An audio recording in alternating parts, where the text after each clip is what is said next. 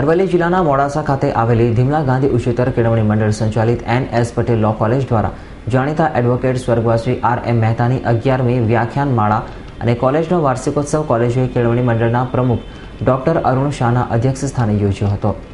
અરવલ્લી જિલ્લાના મોડાસા ખાતે ધીમલા ગાંધી ઉચ્ચતર કેળવણી મંડળ સંચાલિત NS પટેલ લો કોલેજ દ્વારા જાણીતા એડવોકેટ સ્વર્ગવાસી શ્રી RM મહેતાની 11મી વ્યાખ્યાનમાળા અને કોલેજનો વાર્ષિકોત્સવ કોલેજ કેળવણી મંડળના પ્રમુખ ડોક્ટર અરુણભાઈ એન શાહના અધ્યક્ષ સ્થાને યોજાયો હતો।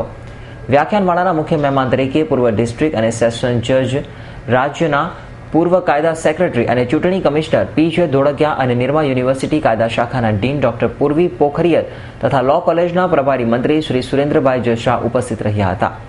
શરૂમાં કોલેજના આચાર્ય શ્રી ડોક્ટર રાજેશભાઈ વ્યાસે મહેમાનોનું સ્વાગત કર્યું હતું। આ વ્યાખ્યાનમાળાના મુખ્ય વિષય human rights, rule of law and good governance ઉપર બંને મહાનુભાવોએ ઊંડાણની સમજ આપી હતી।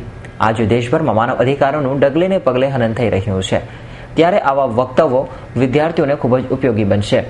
મોડાસાના જાણીતા એડવોકેટ અને કોલેજ કેળવણી મંડળના માજી મંત્રી સ્વર્ગવાસી રસિકભાઈ મહેતા તેમના પરિવારજનો દ્વારા મળેલ દાનમાંથી દર વર્ષે તેમની સ્મૃતિમાં જુદા જુદા કાયદાના નિષ્ણાંતો બોલાવીને અલગ અલગ વિષય ઉપર વ્યાખ્યાન યોજવામાં આવે છે।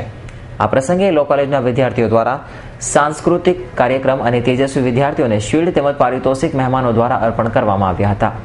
આ પ્રસંગે મંડળના ઉપપ્રમુખ શ્રી નવીનભાઈ મોદી, શહેરના ધારાશાસ્ત્રીઓ અને સ્વર્ગવાસી RM મહેતાના પરિવારજનો હાજર રહ્યા હતા।